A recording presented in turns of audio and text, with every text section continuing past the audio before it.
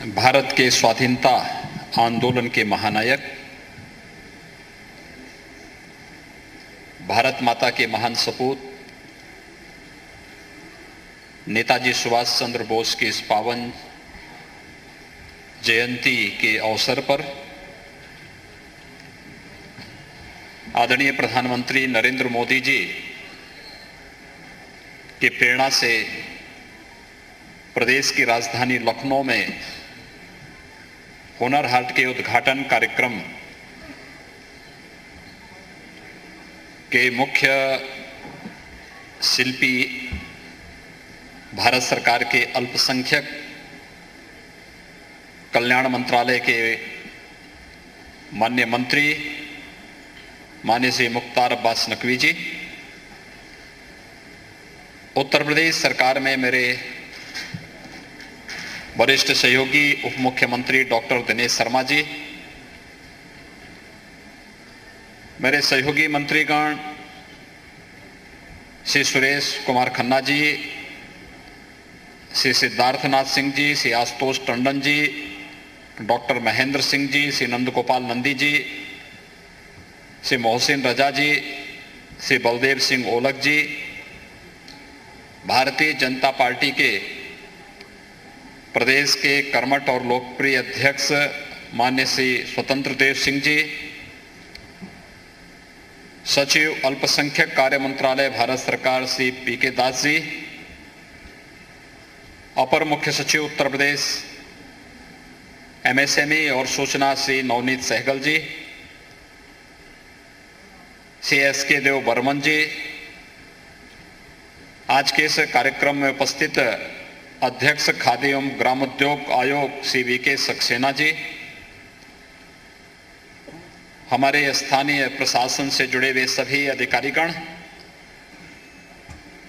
देश के कोने कोने से यहाँ पर उपस्थित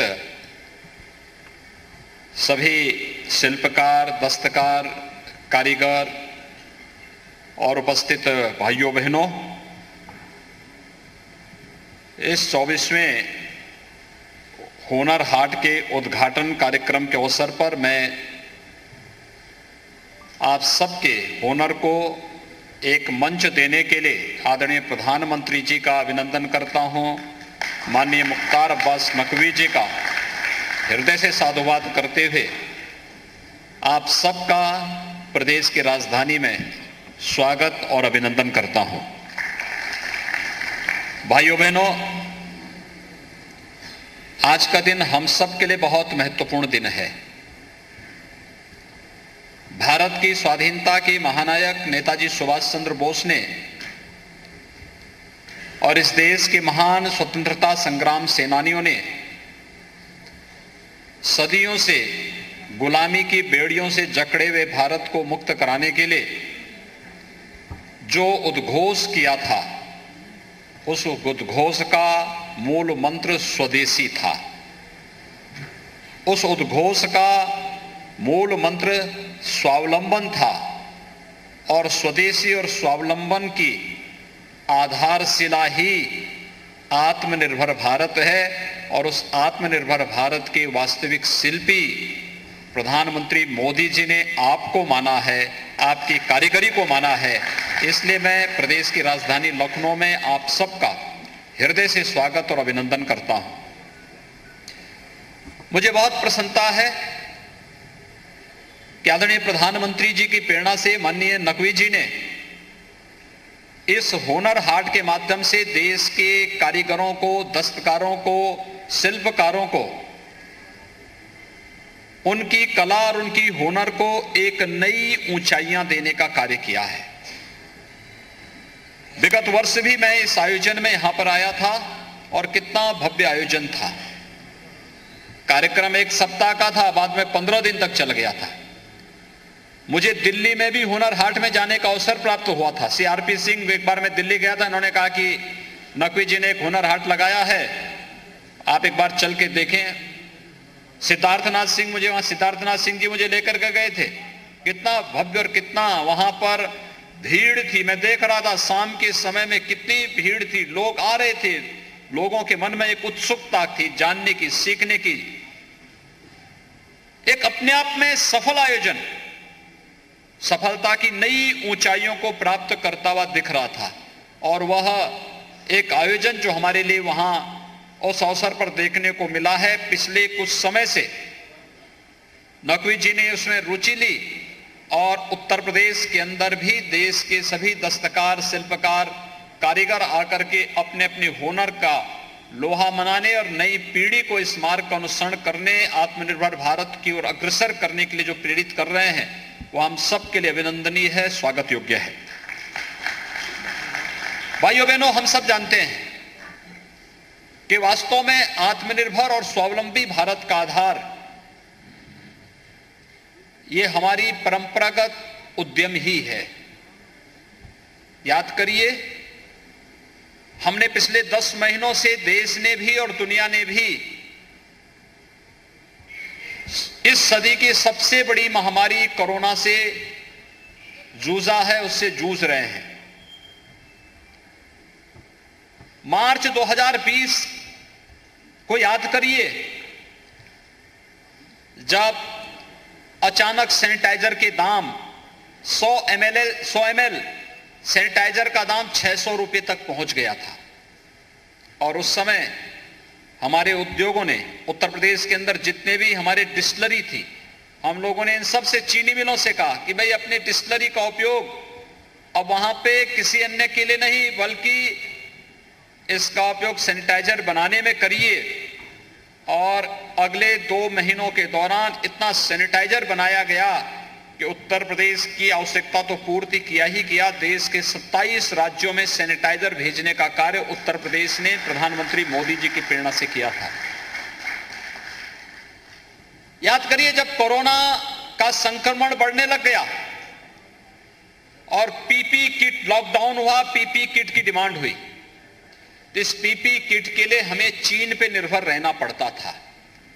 और एक बार तो वहां से काफी बड़ी मात्रा में पीपी किट मंगाए गए। बाद में पता लगा कि पीपी किट अनुपयुक्त है, कोरोना के संक्रमण को रोकने में विफल है, घटिया किस्म का है, पैसा पूरा ले रहा है लेकिन क्वालिटी नहीं दे रहा है। तो उसे वापस करके फिर हम लोगों ने अपने स्थानीय कारीगरों को इसके लिए प्रेरित किया। और मैंने देखा कि देखते ही देखते उत्तर प्रदेश के अंदर भी और देश के अंदर भी पीपी किट का निर्माण होना प्रारंभ हुआ।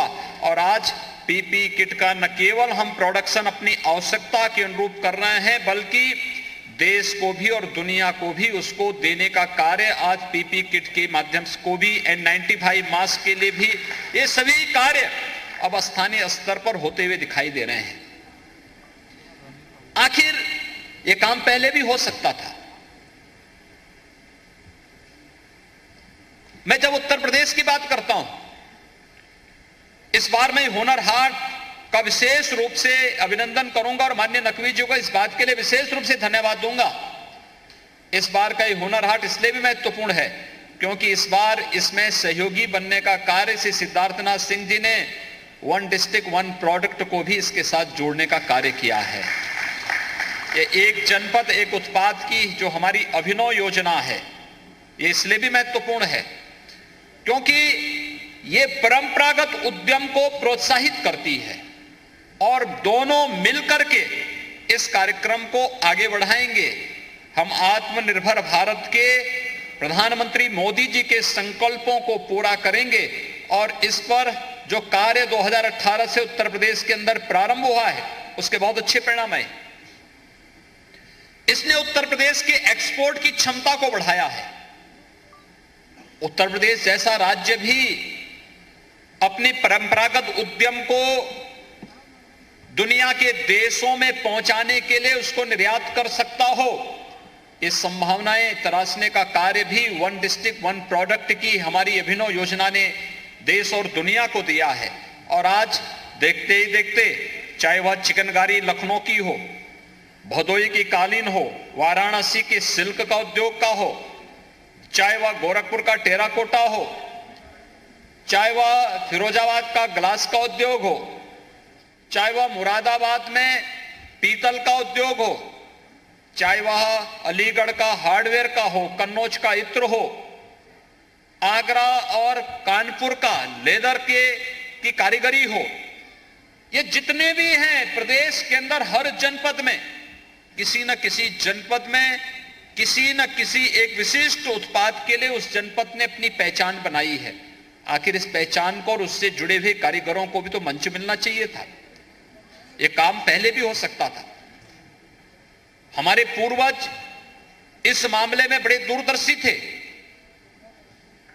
मुझे याद है जब उत्तर प्रदेश की मैं बात करता हूं तो उत्तर प्रदेश 1947 में जब ये देश आजाद हुआ था तब प्रति व्यक्ति आय उत्तर प्रदेश की देश की प्रति व्यक्ति आय के बराबर थी।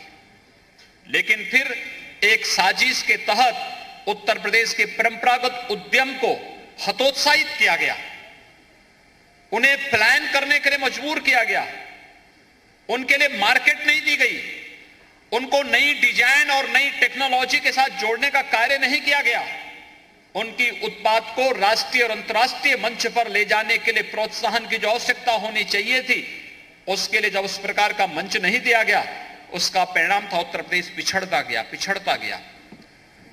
एक समय ऐसा भी आया जब देश की प्रति व्यक्ति आय 1,20,000 हो गई थी, उत्तर प्रदेश की प्रति व्यक्ति आय मात्र 43,000 थी। और पिछले 3 वर्ष के अंदर उत्तर प्रदेश ने फिर एक लंबी जंप ली है। आज उत्तर प्रदेश की प्रति व्यक्ति आय 43,000 से बढ़कर के 70,000 क्रॉस कर रही है। लेकिन साथ ही साथ देश की प्रति व्यक्ति भी आय भी बढ़ी है। लेकिन अभी हमें एक लंबा फासला तय करना है और इस फासले को तय करने में जो सबसे बड़ी निर्णायक भूमिका अदा की है वह वन डिस्ट्रिक्ट वन प्रोडक्ट की यानी एक जनपद एक उत्पाद की इस अभिनव योजना ने की है। प्रधानमंत्री मोदी जी एक बात कहते हैं कि हुनर हाट हो या एक जनपद एक उत्पाद की योजना, एक परंपरागत उद्यम को आगे बढ़ाने आत्मनिर्भर भारत के लक्ष्य को प्राप्त करने का माध्यम भी है और रोजगार सृजन का भी एक माध्यम है। दोनों अपने नौजवानों को रोजगार के साथ जोड़ने, अपने कारीगरों को रोजगार के साथ जोड़ने, अपने शिल्पकारों को दस्तकारों को रोजगार के साथ जोड़ने और उनकी कारीगरी को मंच देकर के जब हम आगे बढ़ते हैं तो आत्मनिर्भर भारत के लक्ष्य को भी प्राप्त करता है। एक साथ दोनों लक्ष्यों को साधता हुआ अभियान एक बार नई ऊंचाइयों को छू रहा है। और निश्चित ही नकवी जी आपके नेतृत्व में अल्पसंख्यक कार्य मंत्रालय भारत सरकार ने तो बहुत अद्भुत काम किया है। यह अद्भुत काम उनकी कला और उनकी दस्तकारी को एक मंच देकर के वैश्विक मान्यता दिलाने का काम किया है। आज दुनिया के अंदर जहां कहीं भी कोई एग्जीबिशन लगता है तो हुनर हाट से जुड़े हुए कल्प जो कारीगर हैं बड़ी मात्रा में 5 लाख की संख्या में ऐसे जितने भी कारीगर थे, शिल्पकार थे, उनको चिन्हित किया गया और फिर उनको एक नया मंच देने का कार्य हुआ। वे लोग आज चाहते हैं उनके उत्पाद को हम डिजाइन के साथ जोड़ते हैं, टेक्नोलॉजी के साथ जोड़ते हैं, उन्हें जाने की व्यवस्था करते हैं, उन्हें हर प्रकार का प्रोत्साहन देते हैं और ये प्रोत्साहन इनकी बड़ी ताकत होती है। और जब इनके चेहरे पर खुशहाली होती है, जब इनकी ताकत बनती है प्रोत्साहन, तो ये ताकत वास्तव में देश की ताकत बनती है और आत्मनिर्भर भारत की परिकल्पना को साकार ये ताकत करती है। उस आत्मनिर्भर भारत की परिकल्पना को साकार करने के लिए ही आज हम सबको एक नए अभियान के साथ आगे बढ़ना है। हमने आत्मनिर्भर भारत की प्रधानमंत्री मोदी जी की इस संकल्पना को कोरोना कालखंड में देखा है। अब याद करिए, अगर पहले की तरह भारत होता तो यह देश कोरोना वैक्सीन के लिए भटक रहा होता। आज आपने सुबह सुबह ट्वीट देखा होगा, ब्राजील के राष्ट्रपति जी ने प्रधानमंत्री मोदी जी को धन्यवाद किया है क्योंकि भारत ने वैक्सीन भेजा है ब्राजील में भी। मैं प्रधानमंत्री मोदी जी का अभिनंदन करता हूं कि उन्होंने ब्राजील को वैक्सीन भेज करके आत्मनिर्भर भारत की ताकत का एहसास भी कराया है और वसुधैव कुटुंबकम की भारत की परंपरागत मान्यता को भी एक बार फिर आत्मनिर्भर भारत के माध्यम से मोहर लगाई है। यही तो भारत है, यही तो नया भारत है, ये न्यू इंडिया यही है। हम भूटान को भी वैक्सीन देंगे, नेपाल को भी वैक्सीन दिया है, बांग्लादेश को भी वैक्सीन दिया है, मालदीव को भी वैक्सीन दिया है, और मॉरिशस के लिए भी भारत का वैक्सीन पहुंच गया है। भारत की 135 करोड़ नागरिकों को सुरक्षित रखते हुए आज अमेरिका ने भी भारत की सराहना की है कि दक्षिण पूर्व एशिया के देशों को भारत ने जिस तत्परता के साथ सहयोग किया है वह अभिनंदनीय है। वास्तव में अभिनंदन प्रधानमंत्री मोदी जी के विजन का अभिनंदन है और आत्मनिर्भर भारत की उनकी परिकल्पनाओं को वैश्विक मान्यता मिलने की है। यही तो वैश्विक मान्यता है और भारत दुनिया के अंदर एकमात्र देश है। भाइयों बहनों, स्वावलंबन यही होता है। एकमात्र देश है, दुनिया का सबसे बड़ा लोकतंत्र, लेकिन सबसे बड़े लोकतंत्र के साथ जन भावनाओं का सम्मान और जन आस्था का सम्मान करते हुए कोविड प्रबंधन में, कोरोना के प्रबंधन में दुनिया के अंदर सफलतम कार्य भारत ने किया। लेकिन भारत एकमात्र दुनिया का देश है जिसने कोविड में सबसे अच्छा प्रबंधन करने के बाद 2 वैक्सीन एक साथ अपने नागरिकों की सुरक्षा के लिए उतारी हैं और वैक्सीनेशन का कार्य 15 जनवरी से सफलतापूर्वक पूरे देश के अंदर हो रहा है। यही तो आत्मनिर्भर भारत है। आत्मनिर्भर भारत अपने लोगों की अपेक्षा और आकांक्षाओं की पूर्ति करने के साथ साथ वैश्विक मंच पर भी भारत की धमक को मजबूती के साथ स्थापित करना है। यही तो भारत है। और उस भारत की आत्मनिर्भर भारत की इस परिकल्पना के लिए जो कदम प्रधानमंत्री मोदी जी के नेतृत्व में आज भारत सरकार ने उठाए हैं, आज दुनिया उसकी सराहना कर रही है। दुनिया भारत के पीछे आज खड़ा होकर के हर प्रकार से भारत को सहयोग कर रहा है, समर्थन कर रहा है। और दुनिया के अंदर सबसे अच्छी वैक्सीन भारत की मानी जा रही है। याद करिए, भारत जो 2 वैक्सीन लेकर के आया है, इसके दाम कितने हैं? 200 रुपए एक वैक्सीन का। दुनिया के अंदर जो वैक्सीन आया है उसके दाम कितना है मालूम है आपको? 5000 रुपया। भारत का वैक्सीन सबसे प्रभावी है। 2 से लेकर 8 डिग्री सेल्सियस में भी वह सफल रह सकता है। लेकिन दुनिया के वैक्सीन के लिए कितना टेम्परेचर चाहिए? -40 डिग्री टेम्परेचर चाहिए। क्या यह संभव है हर जगह? यानी सफलता की कहानी किस रूप में भारत लिख रहा है, यह आज हम सबके सामने है। और इसलिए भाइयों बहनों, इस हुनर हाट की ताकत को हम लोगों को भी एहसास करना चाहिए। एक जनपद एक उत्पाद की ताकत को हमें एहसास करना चाहिए। हम जाते हैं, आपने इस बार देखा होगा, होली का आयोजन आने वाला है, लेकिन होली के समय लॉकडाउन हो गया। तो लॉकडाउन प्रारंभ होने जा रहा था, कोरोना पहुंच चुका था, बहुत सार्वजनिक कार्यक्रम नहीं हो पाए थे। लेकिन दीपावली के अवसर पर आपने देखा होगा कि दीपावली के अवसर पर लोगों ने लोकल चीजों को ही महत्व दिया था, स्वदेशी चीजों को महत्व दिया था। लोकल दीप, लोकल स्तर पर बनने वाले उत्पाद गिफ्ट के रूप में भी वही लोगों को दिए जा रहे थे। ईद के समय में भी वही उपहार में दिए जा रहे थे। यानी स्वदेशी चीजों को हम जितना प्रोत्साहित कर पाएंगे, और अगर हमें किसी को गिफ्ट देना ही है और स्वदेशी वस्तुओं को गिफ्ट के रूप में उपलब्ध करा रहे हैं, तो वह इन सभी दस्तकारों को, कारीगरों को, हस्तशिल्पियों को प्रोत्साहन देता है और भारत के उत्पाद को वैश्विक मान्यता भी प्रदान करने का कार्य करता है। ये टिकाऊ भी है, आत्मनिर्भरता का भी संदेश देता है, रोजगार के सृजन को भी प्रोत्साहन देता है, और साथ साथ हर एक फील्ड में हमें एक नए सिरे से आगे बढ़ने के लिए भी प्रेरित करता है। और मैं धन्यवाद दूंगा माननीय नकवी जी को, जिन्होंने राजधानी लखनऊ में इस हुनर हाट का आयोजन एक बार फिर से आयोजित करके इसके साथ एक जनपद एक उत्पाद के कार्यक्रम को भी इसके साथ जोड़ने का कार्य किया है। मैंने विगत वर्ष इस कार्यक्रम को यहां पर देखा था। यहां पर केवल कारीगरों और हस्तशिल्पियों के लिए ही स्थान नहीं था, बल्कि मैंने देखा था, मैंने कभी सुना था और स्वाभाविक रूप से मुझे स्वर्गीय लालजी टंडन जी याद आने लग गए थे जब मैं पिछली बार यहां के चाट की दुकानों को देख रहा था, क्योंकि बड़े वाले टंडन जी तो इन सब चीजों के शौकीन थे, वे इन चीजों को करते थे। नए टंडन जी को भले इसका शौक है या नहीं है, मुझे तो कभी जानकारी नहीं है, क्योंकि उन्होंने ना इसका शौक हम लोगों को, कम से कम मेरे मंत्रिमंडल के सहयोगियों को तो कभी नहीं करवाया है।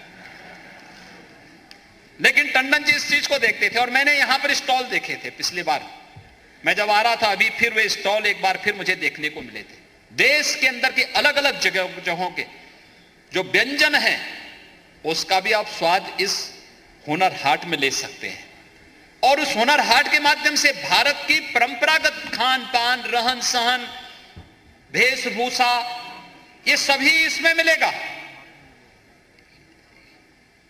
क्या है हमारी अनेकता, और उस अनेकता में एकता, और यही अनेकता में एकता का संदेश ये हुनर हाट यहां पर इस मंच के माध्यम से दे रहा है।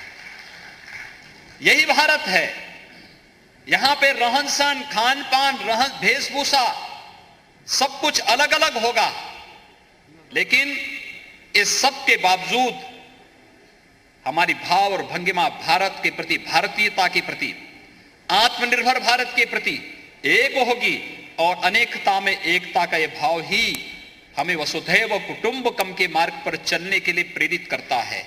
और यही कारण है कि सफलता की नई ऊंचाइयों को विगत वर्ष इस हुनर हाट ने नई ऊंचाइयों तक पहुंचाया था। अभी दीपावली के 2-3 दिन पहले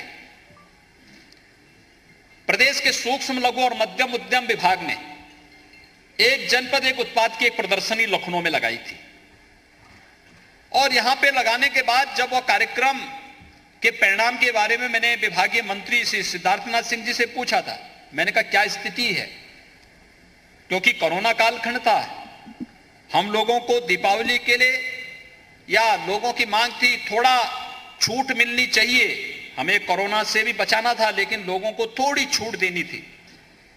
तो इन्होंने कहा बहुत सफल रहा। तो मैंने धीरे से उनसे पूछा, मैंने कहा सफलता का मतलब? उन्होंने कहा देखिए आप टेराकोटा की बात कर रहे थे, गोरखपुर का एक टेराकोटा का कारीगर यहां आया है। तो मैंने पूछा उससे क्या हुआ, कहा कि आप उसी से पूछना। तो मैं जानता था आया होगा तो 15-20 हजार रुपए की उसकी बिक्री हुई होगी, बेचारा खुश होगा, बातचीत होगी। तो आया तो मैंने उससे बहुत धीरे से ही पूछा, मैंने कहा जोर से पूछेगा कहीं मीडिया वाले ना सुन ले, अगर वो कहेगा 15,000-20 हजार रुपए का बिका है तो मीडिया के लिए छोटी सी खबर है। तो मैंने उससे पूछा, मैंने कहा भैया कुछ बिक्री हुई? उसने कहा हाँ हुई, और वह एक दीप स्टैंड लेके आया था मिट्टी का, टेराकोटा का बना हुआ मेरे लिए। तो मैंने कहा इसका दाम कितना है? उसने कहा ये 25,000 रुपए में बिक रहा है, लेकिन मैं आपके लिए लेके आया हूं। तो मैंने कहा भैया ये बेच करके अपने घर जाइए, क्यों बेकार मुझे लेके दे रहे हैं? उसने कहा नहीं ये मैं आपके लेके आया हूं, आपको मालूम है मेरा कितना बिक्री हुआ है? मैंने कहा कितने? कहा उसने 3 दिन के अंदर मेरे 8 लाख रुपए की विशुद्ध बिक्री हुई है, 8 लाख रुपए की बिक्री। गोरखपुर का एक टेराकोटा का एक सामान्य कारीगर, अनुमान कर सकते हैं अगर मंच नहीं मिलता तो कौन पूछता इनको? मंच नहीं मिलता तो हमें लक्ष्मी गणपति की मूर्ति के लिए भी चीन पे निर्भर रहना पड़ रहा था। चीन से निर्मित होने वाली मूर्तियों में न तो वहां पे कला थी, न उसमें कोई शकल सूरत थी, वो ऐसे बनाता था हाथ। मूर्तियों को भी मूर्ति देखने लायक तो बने। और आज आप देखिए जब इन कारीगरों ने बनाना प्रारंभ किया,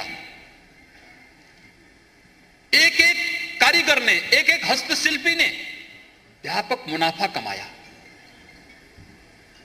आत्मनिर्भर हुए। उन्हें एहसास हुआ कि हां हमारी कला को, हमारी हुनर को भी मंच मिल रहा है। और वह मैंने दीपावली के एक दिन पहले स्वयं महसूस किया। क्या उत्साह था लोगों के मन में, एक प्रतिस्पर्धा प्रारंभ, स्वस्थ प्रतिस्पर्धा इसी को कहते हैं। मिट्टी के दीपक भी बनेंगे। तो मैंने देखा कि लखनऊ में डॉक्टर दिनेश शर्मा जी, श्री आशुतोष टंडन जी, डॉक्टर महेंद्र सिंह जी, इन लोगों ने यहां की महापालिका नगर निगम के साथ मिलकर के नगर निगम की गौशाला में जाकर के गोबर के भी दीपक बनाने प्रारंभ कर दिए और 1 लाख की संख्या में दीपक के गोबर गोमती जी के तट पर यहां पर लोगों ने प्रज्वलित किए। यानी आखिर उस गोबर के दाम भी मिले ना गौशाला को, लेकिन साथ साथ लोगों ने दीप जला करके त्योहारों के प्रति सादगीपन का भी एहसास कराया। सादगीपन को भव्यता की ऊंचाइयों तक कैसे पहुंचाया जा सकता है, इसका एहसास भी कराया और साथ साथ स्वदेशी और स्वावलंबन का भी एहसास देश और दुनिया को कराया। अगर हमारा कारीगर स्वावलंबन की ओर अग्रसर होगा तो भारत भी एक स्वावलंबी भारत बनेगा, आत्मनिर्भर भारत बनेगा। और यही आत्मनिर्भर भारत की कहानी है जिसने आज 2 वैक्सीन एक साथ लॉन्च करके दुनिया को भी आज जब उसका एक्सपोर्ट भारत करना प्रारंभ कर दिया है। आज सुबह सुबह जब ब्राजील के राष्ट्रपति का ट्वीट आया, कौन ऐसा भारतीय है 135 करोड़ की आबादी में, जब ब्राजील के राष्ट्रपति ने प्रधानमंत्री मोदी जी के प्रति धन्यवाद ज्ञापित किया कि ये कोरोना वैक्सीन आप देखें हनुमान जी को अपने हाथ में लेकर के, यानी संजीवनी का कार्य ब्राजील के लिए करेगा, ये संकल्प के साथ उन्होंने भारत को धन्यवाद दिया है। पूरा भारत गौरव की अनुभूति कर रहा है इस कार्य के लिए। और इसलिए मैं सचमुच प्रधानमंत्री मोदी जी का अभिनंदन करता हूं कि आत्मनिर्भर भारत को जो उन्होंने प्रेरणा दी है, यह प्रेरणा आज हमें हर फील्ड में आगे बढ़ने के लिए प्रेरित कर रहा है। मैं इस अवसर पर एक बार हुनर हाट में आए हुए आप सभी कारीगरों का, हस्तशिल्पियों का, दस्तकारों का हृदय से उत्तर प्रदेश की इस धरती पर, राजधानी की इस धरती पर हृदय से अभिनंदन करता हूं, स्वागत करता हूं और विश्वास व्यक्त करता हूं कि आपका यह जो प्रवास है, प्रदर्शनी के दिनों में आपको यहां पर जो प्रवास करना पड़ेगा, यह आपके लिए यहां पर बहुत मंगलकारी होगा।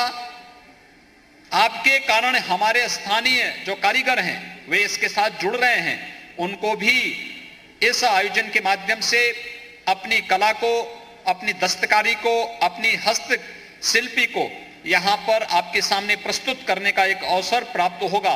और फिर ये भी जब आपके साथ आपके राज्य में जाएंगे तो इनको भी वही सम्मान प्राप्त होगा जो सम्मान आपको उत्तर प्रदेश के अंदर प्राप्त हो रहा है। इसी विश्वास के साथ मैं एक बार फिर से आदरणीय प्रधानमंत्री जी का अभिनंदन करता हूं, माननीय नकवी जी को हृदय से धन्यवाद देता हूं। आप सभी कलाकारों का हृदय से स्वागत करते हुए आज के इस अवसर पर मैं इस हुनर हाट के उद्घाटन कार्यक्रम के अवसर पर सभी प्रदेशवासियों को एक जनपद एक उत्पाद के इस अभियान के साथ जुड़ने, स्वदेशी स्वावलंबन के प्रधानमंत्री मोदी जी के आत्मनिर्भर भारत की इस परिकल्पना को साकार करने के लिए आगे आने का आह्वान करते हुए अपनी वाणी को विराम देता हूं। धन्यवाद। जय हिंद।